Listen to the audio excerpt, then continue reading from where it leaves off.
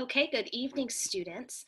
We are on week 4, The Lost Art of Maps, talking about teaching geography.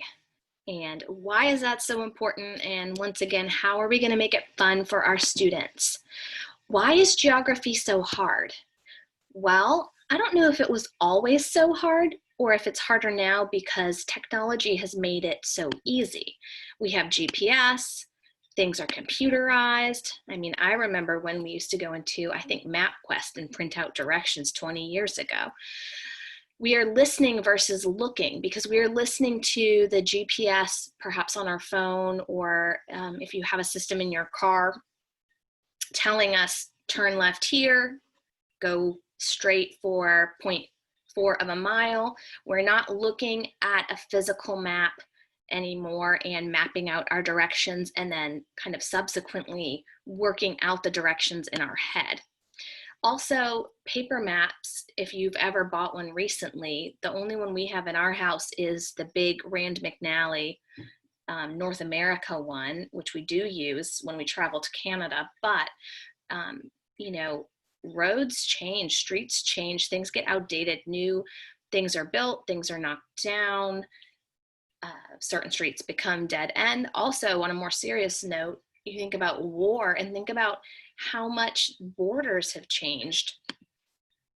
So why is geography so important? It's more than maps. It's about culture, it's about people. As I said, maps and borders change. If you were to look at a map from World War I and then currently, or even World War II, you would see the borders of different countries and the names of different countries have changed.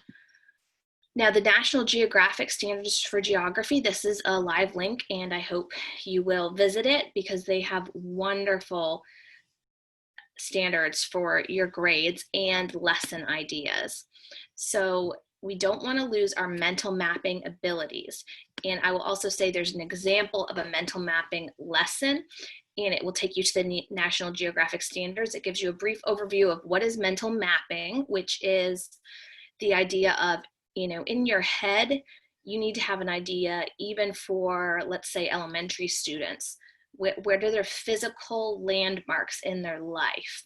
When they walk into their school, where does the security guard reside? Where does the principal have his or her office? How do I get to my classroom? What hall do I turn down?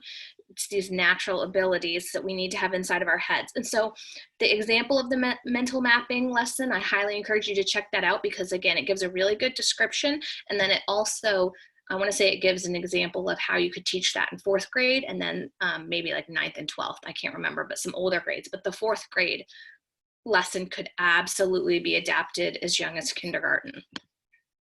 Now, geography is also important because of topography, climate, and environmental changes. So going back to culture, where people live, what foods they can grow, how close they are to water, all of those things affect how we live, what we eat, how we succeed. Is it easy to get to school? Do you have to go down the mountain? Or maybe in some countries you have to float down a river. There's so many things to take into consideration when we're talking about geography. So where should you begin? The National Geographic Society, as I've mentioned, has just absolutely fantastic resources. There are all kinds of mapping resources.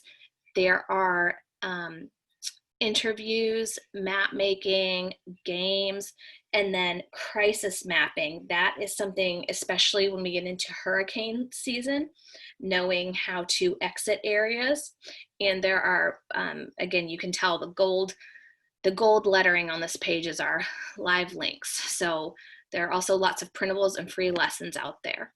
So some resources and ideas. There are different types of maps for history. There's a great book called Connecting Children Through Sound. And then here's some really fun stuff, hands-on. Geocaching, you've probably heard of this recently. It really became kind of a fun activity to do a few years ago. And you're using GPS and different hints, things from the internet to find kind of not even a virtual treasure hunt, a real live treasure hunt. So perhaps if you're in Chesapeake, maybe you find a hint online that someone has hidden, you know, I'm not even sure what, some little treasures at the city park, but you have to, you know, follow the path, turn left, and look under the third rock to the right, that kind of thing. So it's really good for following directions and learning about maps. The other really fun thing that we have done are kindness rocks.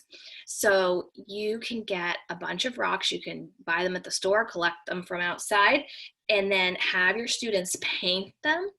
And then the kids can hide them maybe around school grounds, maybe around their neighborhood, and you can track the rocks that they find and see where they move around. I think it would be really cool if you worked it out with the other teachers, that even if a child picked it up on the playground, that those rocks still stayed on the playground, and then your kids could track them. And it's also a really fun art activity. My children loved painting rocks.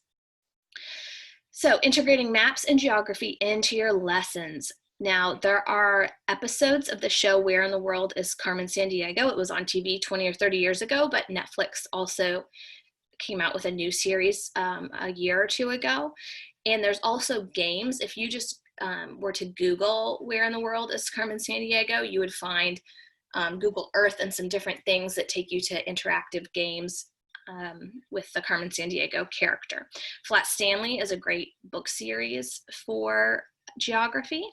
And then you could even see if there's a parent or relative who lives overseas and talk to them about the differences perhaps in their topography and their street patterns, get them to compare some things to your own city. And then this Tumblr, Map Your Memories, is really cool. They have several different cities where they've shown, like London and different areas around there, and they're using photos and little short stories to connect travel. So eMedia Virginia is a really nice you know, video element that you can use for your classroom. It's very high quality materials. And then here are a list of some books you can read to bring in geography and maps to your classroom. And that is the end for tonight. I hope this helped, and that if you have any questions, please let me know, and I will put the presentation with the narration on our class, but I will also put the plain slideshow so that you can access the links easily, and I hope that you enjoy looking through them. Take care. Oh, and I wasn't